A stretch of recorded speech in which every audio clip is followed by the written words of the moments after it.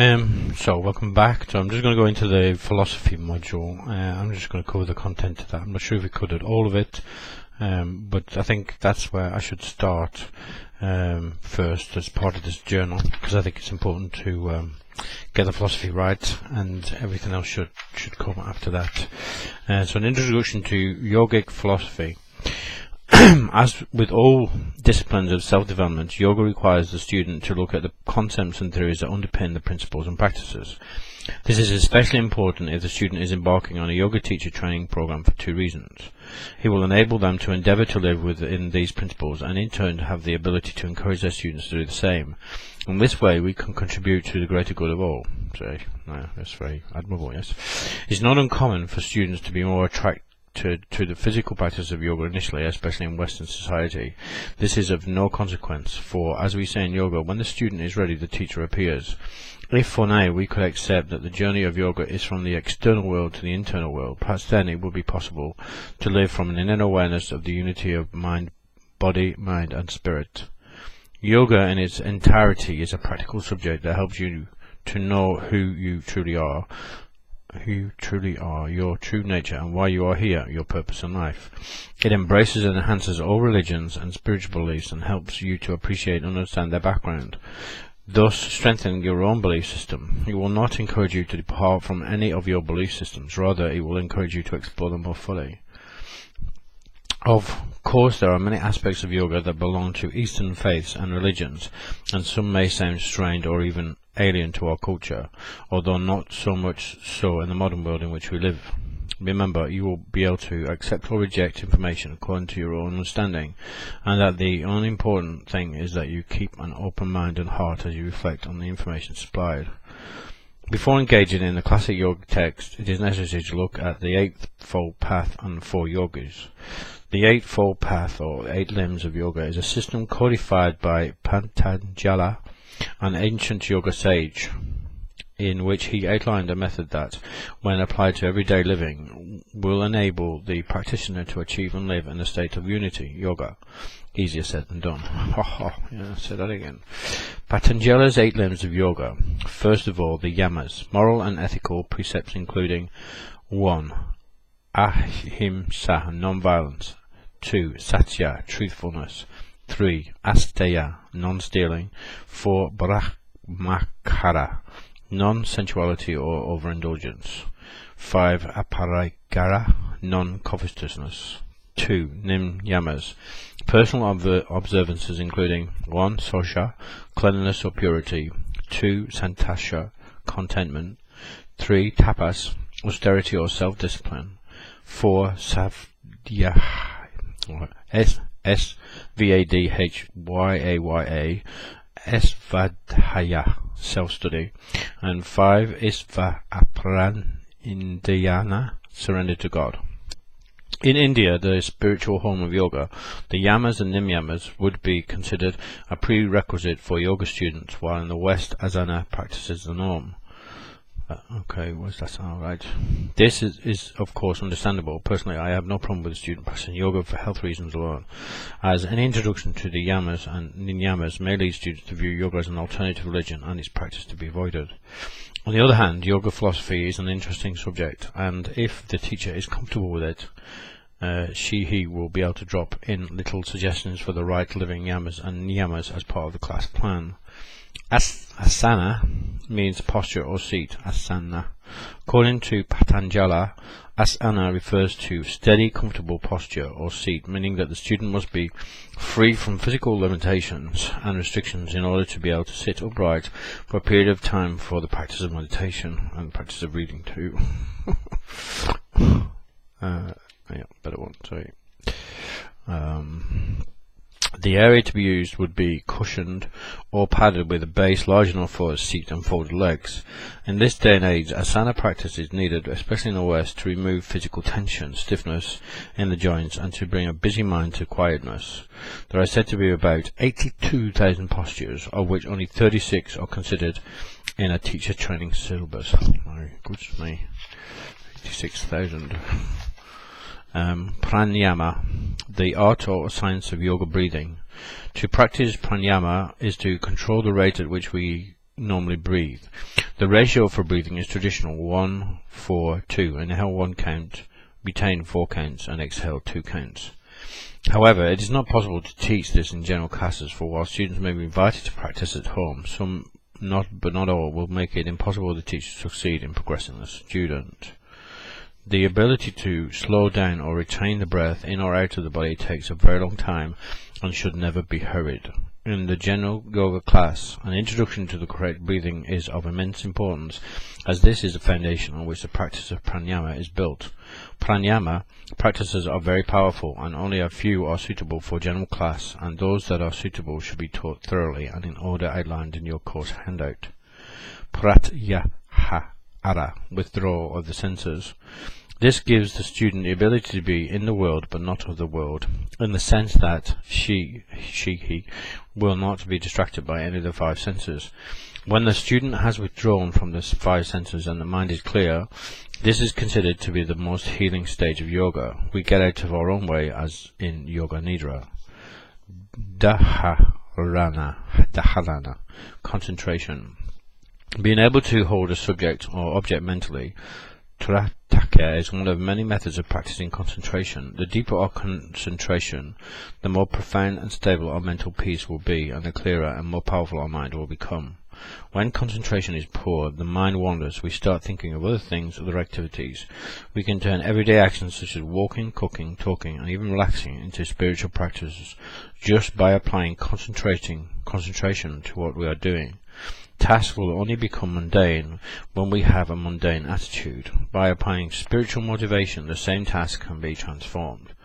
Concentration is one of the 6 perfections, giving moral, discipline, patience, effort, concentration, and wisdom. 6 perfections, okay, good. Dhyana, meditation. When the mind is stronger, meditation is easy. When meditation is not going so well, we can return to our concentration practices. We need to ensure that we are not too involved in complying with the wishes and needs of others, as this would leave little time for self-study, concentration, and meditation. Unless we make some time every day to meditate, we will find it very difficult to maintain peaceful and positive minds in our daily life, and our spiritual practices will suffer. Samadhi, union with the divine, superconsciousness. The 4 yogas. Several ancient texts refer to and discuss the various aspects of yoga. Among these are the Vedas and the Mahabharata, of which the Bhagavad Gita is part. From these various bodies of literature, the sage Patanjali compiled a text on yoga which became known as the Yoga Sutras of Patanjali. The work can be described as a collection of aphorisms likened to threads of information on yoga. In it, Patanjali integrates and simplifies the science of yoga. There are many different paths to self-realization, which is the ultimate aim of yoga. 4 of these paths are described in great yoga texts, the Bhagavad Gita. Yoga, in its traditional sense, refers to a path that spiritual seekers took in order to attain a state of union with God or the universe, which in other traditions is called the enlightenment in nirvana. Gradually, different paths evolved that seekers could follow according to their different temperaments or lifestyles. The 3 oldest paths are called Karma Yoga, Bhakti Yoga, and Jnana Yoga. Sort of resembles different religions in that each find a method that suits them that they can use to develop spirituality. Karma Yoga, the path of action or self-service. Bhakti Yoga, the path of devotion. Jnana Yoga, the path of knowledge, study of ancient scriptures. Raj Yoga, the path of concentration and meditation. Karma Yoga, the yoga of action, is for those who wish to make progress through staying in the world and acting selflessly for the good of all, without attachment to the results of our actions.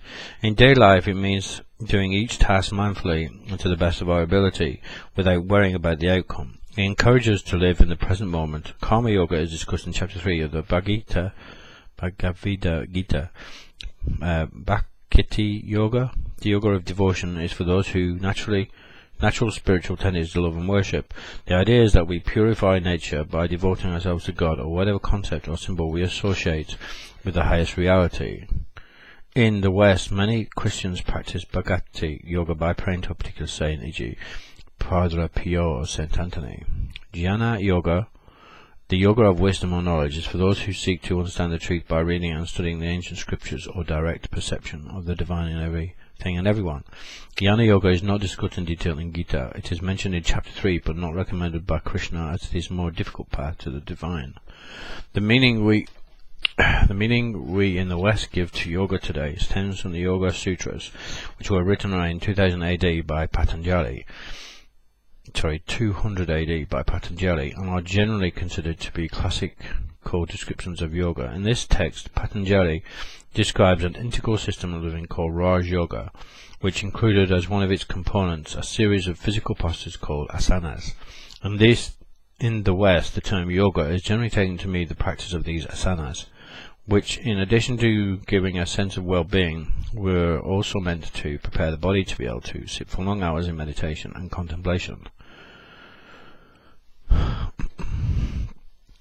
So Raj Yoga is often used to describe the practice of meditation. This is discussed in chapter 6 of the Bhagavad Gita. Hatha Yoga is a broad term usually used to describe the physical postures and breathing, pranayama. With Hatha, many styles have evolved, as individual teachers emphasize different aspects of the practice. For example, Iyengar Yoga emphasizes precise alignment in the posture work, while the Ashtanga system emphasizes the use of gaze and the breath. Hatha Yoga is the most popular style of yoga practice in the West, and in general classes only the three limbs of Hatha are common: asana, pranayama and pratyahara, through the relaxation practice. Most teachers are reluctant to include yoga philosophy in the general class, and perhaps they are quite right in this regard, as the spiritual journey is a very personal one, but the physical aspect of the practice opens doors to other areas so that the student can progress in their own time and when they are ready to explore the higher practices. For the trainee teacher, however, it is important to know something about the classical texts of yoga. The best known of these is the Bhagavad Gita, the mythical tale of the greatest warrior that ever lived. Patanjali divides the path of Raj Yoga into 8 limbs, referring to as Ashtanga Yoga, Ashta meaning 8 and Anja meaning limbs. This is not to be confused with practice of Ashtanga Vinya asanas, sometimes known as Power Yoga, a dynamic series of connecting movements popular in the West. Okay. Raj Yoga, the royal path, uses techniques of concentration and meditation to help lift the individual above the identity with body, mind and feelings, and ego, so the union is between the individual self and the higher self can be achieved. Hatha Yoga is often referred to as a physical aspect of Raj Yoga because it aims to make the body strong, healthy and relaxed, so that it is possible to sit comfortably in an upright position for long meditations. Yamas and Ninyamas. Yamas, yogic characteristics. Ashima, compassion for all living things. Ahimsa is usually translated as non-violence, but this precept goes far and beyond the limited penal sense of not killing others. First and foremost, we have to learn how to be non-violent towards ourselves. If we are able to play back the often unkind, unhelpful and destructive comments and judgments slightly made for ourselves in any given day, this may give us some idea of the enormity of the challenge of self-acceptance. If we were to speak these thoughts out loud to another person, we would realize how truly devastating violence to the self can be. In truth, few of us would dare to be as unkind to others as we are to ourselves. This can be as subtle as the criticism of our body when we look in the mirror in the morning, or when we denigrate our best efforts. Any thought, word or action that prevents us or someone else from growing and living freely is one that is harmful. Extending this compassion to all living creatures is dependent on a recognition of the underlying unity of all sentient beings. When we begin to recognize that the streams and rivers of the world are no different than the blood coursing through our arteries, it becomes difficult to remain indifferent to the flight of the world. plight of the world. We naturally find ourselves wanting to protect all living things. It becomes difficult to toss a can into a stream or carve our names in the bark of a tree, for each act would be an act of violence towards ourselves as well. Cultivating an attitude and mode of behavior of harmlessness does not mean that we no longer feel strong emotions such as anger, jealousy, or hatred. Learning to see everything through the eyes of compassion demands that we look at even these of ourselves with acceptance. Paradoxically, when we welcome our feelings of anger, jealousy, or rage, rather than see them as signs of spiritual failure, we can begin to understand the root causes of these feelings and move beyond them. By getting close enough to our own violent tendencies, we can begin to understand the root causes of them and learn to contain these energies for our own well-being and for the protection of others. Underneath these feelings, we discover a much stronger desire that we all share: to be loved. It is impossible to come to this deeper understanding if we bypass the tough work of facing our inner demons. In considering ahimsa, it is helpful to ask, are my thoughts, actions, and deeds fostering the growth and well-being of all beings? Satya, commitment to truth. This precept is based on the understanding that honest communication action form the bedrock of any healthy relationship, community, or government, and that the deliberate deception, exaggeration, and mistruths harm others. One of the best ways we can develop this capacity is to practice right speech. This means that when we say something, we are sure of its truth. If we were to follow this precept without commitment, many of us would have a great deal less to say each day. With commitment. A large part of everyday comments and our conversations are not based upon what we know to be true, but are based on our imagination, suppositions, erroneous conclusions, and sometimes out-and-out exaggerations. Gossip is probably the worst form of miscommunication. Commitment to the truth isn't always easy, but with practice it is a great deal less complicated and ultimately less painful than avoidance and self-deception. Proper communication allows us to deal with immediate concerns, taking care of little matters before they become big ones. Probably the hardest form of this practice is being true to our own heart and inner destiny. Confusion and mistrust of our own values can make it difficult to know the nature of our own heart's desire, but even when we become clear enough to recognize what truth means for us, we lack the courage and conviction to live our truth. Following what we know to be essential to our growth may mean leaving unhealthy relationships or jobs and taking risks that jeopardize our own comfortable position. It may mean taking choices that are not supported by consensual reality or ratified by the outer culture. The truth is rarely convenient. One way we can know we are living the truth is that, while our choices may not be easy, at the end of the day we feel at peace with ourselves. Brahmachara, merging with the One. Of all the precepts, the call to Brahmachara is the least understood and the most feared by Westerners, commonly translated as celibacy. This precept wreaks havoc in the minds and lives of those who interpret Brahmachara as a necessary act of sexual suppression or sublimation. All spiritual traditions and religions have wrestled with the dilemma of how to use sexual energy wisely. Practicing Brahmachara means that we use our sexual energy to regenerate our connection to our spiritual self. It also means that we don't use this energy in any way that might harm another. It doesn't take a genius to recognize that manipulating and using others sexually creates a host of bad feelings, and the top contendants being pain, jealousy, attachment, resentment, and blinding hatred. This is one realm of human experience that is guaranteed to bring the best and worst in people. So the ancient yogis went to great lengths to observe and experiment with this particular form of energy. It may be easier to understand Brahmachara if we remove the sexual designation and look at it as purely as energy. Brahmachara means merging one's energy with God. While the communion we may experience through making love with another gives us one of the clearest experiences of this meshing of energies, this experience is meant to be extended beyond discrete events in a way of life, a kind of omnidimensional celebration of Eros in all its forms. Whether we achieve this through feeling our breath as it caresses our lungs, through orgasm, or through celibacy is not important. Given the pragmatism of the ancient yogas, it is hard to believe that Patanjali would have put forward a precept that would be so undeniably successful as self-will denial. The fall from grace of countless gurus, while admonishing their devotees to practice celibacy, have wantonly misused their own sexual power, gives cause to consider more deeply the appropriateness of such an interpretation. When any energy is sublimated or suppressed, it has a tendency to backfire, expressing itself in negative ways. This is not to say that celibacy in and of itself is an unsound practice. When embracing joyfully the containment of sexual energy can be enormously self-nourishing and vitalizing, and at the very least can provide an opportunity to learn how to use this energy wisely.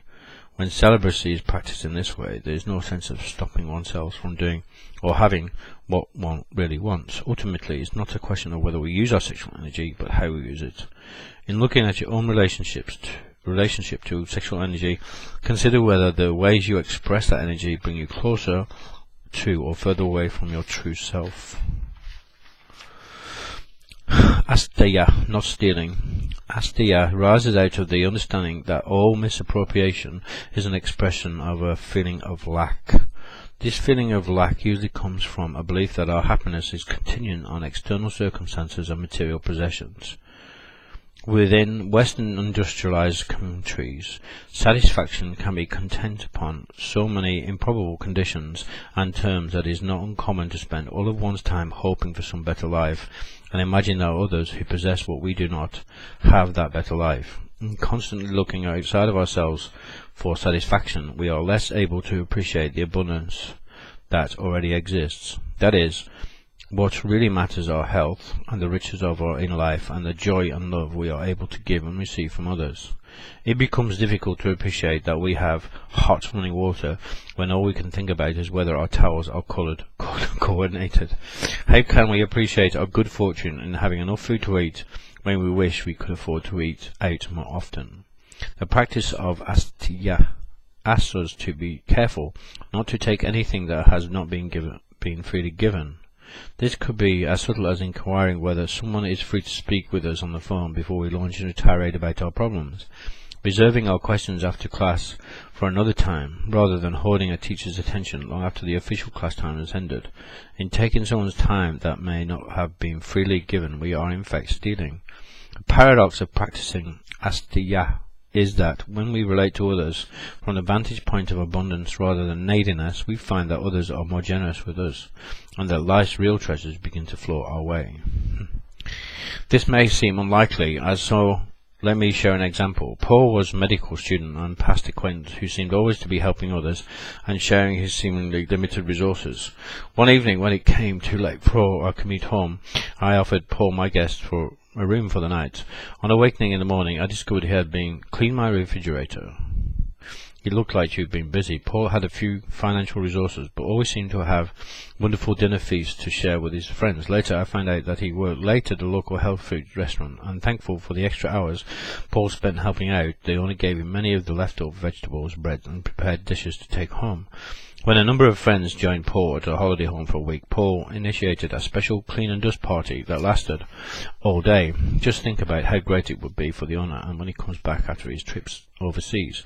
Paul rarely asked for anything, but was always surprising his friends with new acquisitions. People gave things to Paul all the time, even large items like cars and washing machines, not because they felt sorry for him, but because his own sense of intrinsic abundance and his own generosity tended to make you feel that, like him, you had a lot to give. Not stealing demands that we cultivate a certain level of self-sufficiency, so that we do not demand more from others, our family, our community that we need. It means that we don't take any more than we need, because that would be taken from others. A helpful way of practicing asteya when you find yourself dwelling on not enoughs of your life is to ask, how is this another attitude preventing me from enjoying the things I already have? Another way of fostering the sense of abundance is to take a moment before giving to sleep to dwell on at least one gift in your life. This can be as simple as the gift of having a loving partner or loyal pet, the grace of having good health, or the pleasure of having a garden. App Aparagara, not grasping. Holding on to things and being free are mutually exclusive states. The ordinary mind is constantly manipulating reality to get ground underneath it, building more and more concretized images of how things are and how others are, as a way of generating confidence and security. We build self-images and construct concepts and paradigms that feed our sense of certainty. This would be fine if life were indeed a homogeneous event in which nothing ever changed, but life does change, and it demands that we adapt and change with it. The resistance to change and tenaciously holding on to things causes great suffering and prevents us from growing and living in more vital and pleasurable ways. What yogic philosophy and all the great Buddhist teachings tell us is that solidity is a creation of the ordinary mind, and that there never was anything permanent to begin with that we could hold on to. Life would be much easier and substantially less painful if we lived with the knowledge of impermanence as the only constant. As we all have discovered at some time in our lives, whenever we have tried to hold on too tightly to anything, led to the destruction of those things that we most value. Our best security lies in taking down our fences and barricades, and allowing ourselves to grow through that growth, becoming stronger and yet more resilient. The practice of Aparagara also requires that we look at the way we use things to reinforce a sense of identity. The executive ego loves to believe in its own power, but unfortunately requires a retinue of foot soldiers in the way of external objects such as the right clothes, car, house, job or image to maintain this illusion. As this executive ego is but an illusion created by a sense of separateness, it requires even greater and more elaborate strategies to keep it clothed. Although the practice of not grasping may at first begin as a consciously withdrawing our hand from reaching for external things, eventually the need to reach outward all diminishes, and there is a recognition that what is essential to us is already at hand. Niyamas, yogic codes for living soulfully. Socha, purity. Socha, or living purely, involves maintaining our cleanliness in body, mind and environment so that we can experience ourselves at a higher resolution. The word comes from the Latin purus, which means clean and unadulterated. When we take healthy food, untainted by pesticides and natural additives, the body starts to function more smoothly. When we read books that elevate our consciousness, see movies that inspire and associate with gentle people, we are feeding the mind in a way that nourishes our own peacefulness. Creating a home environment that is elegant, simple and uncluttered generates an atmosphere where we are not constantly distracted by the paraphernalia of yesterday's projects and last year's knickknacks. Socha is a testament to the positive power of association. Practicing socha, meaning that and nothing else, involves making choices about what you want and don't want in life. Far from self-deprivation or dry piety, the practice of socha allows you to experience life more vividly. A clean palate enjoys the sweetness of an apple and the taste of pure water. A clear mind can appreciate the beauty of poetry and the wisdom imparted in a story. A polished table reveals the deep grain of the wood. This practice both generates beauty and allows us to appreciate it in all its many forms. Santosha, contentment. Santosha, or the practice of contentment, is the ability to feel satisfied with the container of one's immediate experience. Contentment shouldn't be confused with happiness. We can be in difficult, even painful circumstances and still find some semblance of contentment, if we are able to see things as they are without the conflictional pull of expectations. Contentment also should not be confused with complacency, in which we allow ourselves to stagnate in our growth. Rather, it is a sign that we are at peace with whatever stage of growth we are in and the circumstances we find ourselves in. This doesn't mean that we accept or tolerate unhealthy relations or working conditions, but it may mean that we practice patience and attempt to live as best we can within our situation until we are able to better our conditions. Contentment not only implies acceptance of the present, but also tends to generate the capacity for hopefulness. This may seem contradictory, but it is not. When you are equanimous with any situation, the strength, your faith that there is the possibility of living even more fully. This possibility is not held out as something to look forward to, nor does it have the negative effect of making you feel dissatisfied with those hopes are gratified. Rather, the ability to sustain one's spirit even in dire situation is proof that a central sense of balance is rarely contingent on circumstances. Sustaining hopefulness even when there are few signs that things will improve is one very good way of fostering contentment. Tapas, burning enthusiasm. Literally translated as fire or heat, tapas is a disciplined use of energy. As the word discipline has a negative connotation of self-coercion, I take the liberty here of translating the precept as burning enthusiasm. When we generate an attitude of burning ardor, the strength of our conviction generates a momentum that carries us forward. We all know how a seemingly boring or pleasant task like cleaning the house can be transferred when we work with vigor and impulsion. Suddenly cleaning toilets becomes fun, hauling heavy loads invigorating, and dusting the furniture absorbing. Tapas is a way of directing our energy like a focused beam of light cutting through the dark. Tapas keeps us on track so that we don't waste our time and energy on superfluous or trivial matters. When the energy is strong, we also are the process of transmutation and metamorphosis. We are not all equally possessed of the disciplined energy of tapas. Some people need to work more earnestly to kindle the flames of tapas, and it is at this time that it is helpful to have a kind of parental consciousness, coupled with a good sense of humour.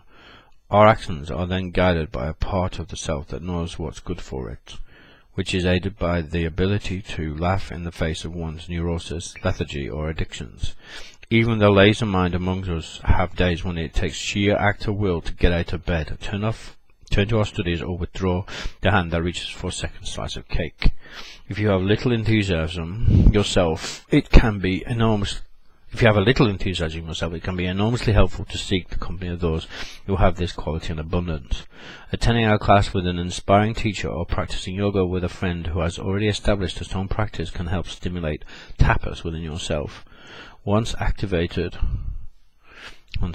however, the embers of tapas tend to generate more and more heat and momentum, which makes each subsequent effort less difficult. The analogy of fire is fitting for this precept. Once a fire has completely died out, it can take a great deal of effort to start up again. When you get to a fire to light, the tentative embers must be fed at irregular intervals or the fire dies out again. Once the fire is roaring, a disease is sustained. For what greater purpose do we need tapas or discipline? Pema Chodron, the abbot of Gampi Abbey in Cape Breton, Nova Scotia, and the author of many books on Tibetan Buddhism, tells us what we discipline is not our badness or wrongness. What we discipline is any form of potential escape from reality. When we are not living in the disciplined awareness of our willing, tactics of avoidance create an endless cycle of more suffering for ourselves. These avoidance tactics may temporarily placate our senses, but they create a deep form of unhappiness. On some level, we know we are not being true to ourselves or our potential. Discipline is having enough respect for yourself to make choices that truly nourish your well-being and provide opportunities for expansive growth, far from being a kind of medicinal punishment. Tapas allows us to direct our energy towards a fulfilling life of meaning and one that is exciting and pleasurable. Swadhyaya, self-study. Any activity that cultivates self-reflective consciousness can be considered swadhyaya.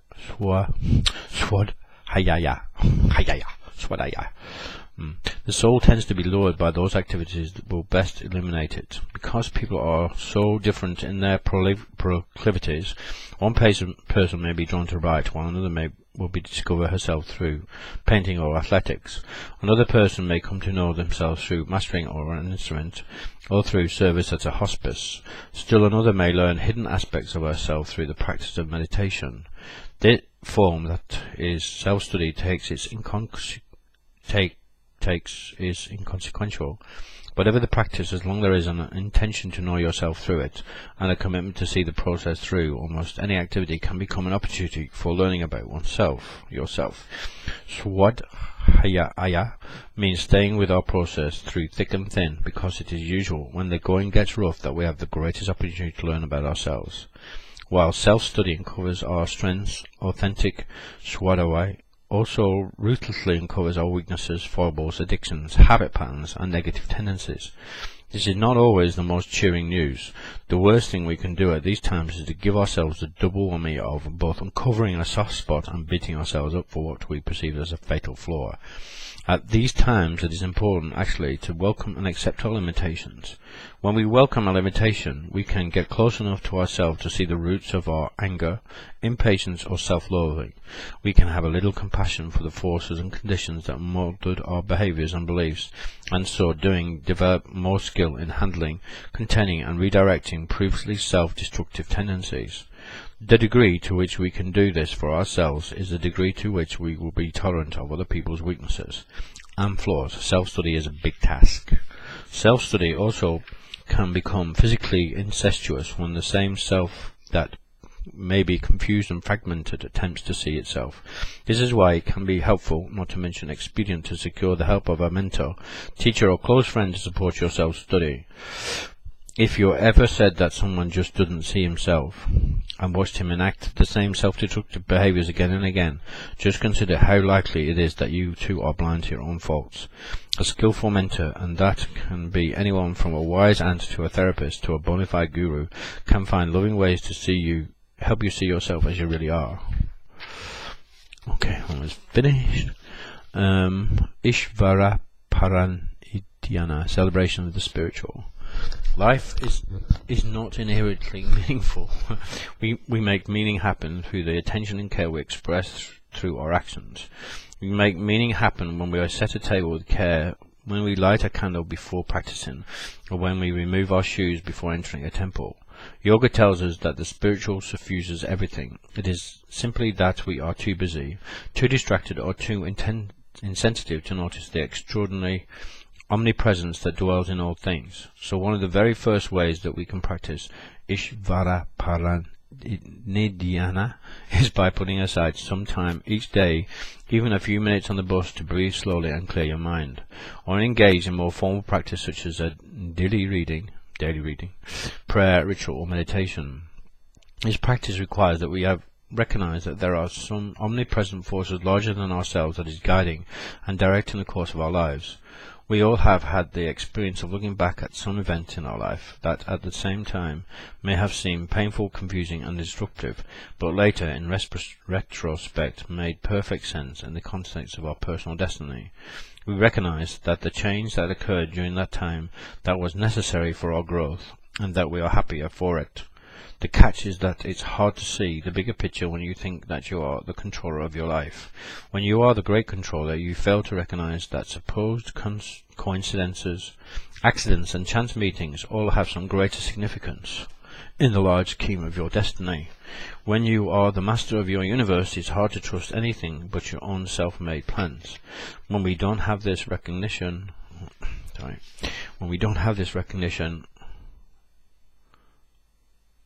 that there is a bigger story going on, we get caught up in our own personal drama and a frustrating cycle of resistance to change.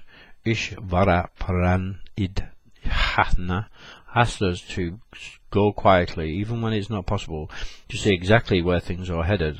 At first this can be quite frightening, like being suspended in air between one trapeze bar and another, but over time this not knowing exactly how life is going to unfold, and the giving up of our frantic attempts to manipulate and control makes each day an adventure. It makes our life a horse race right up to the very finish.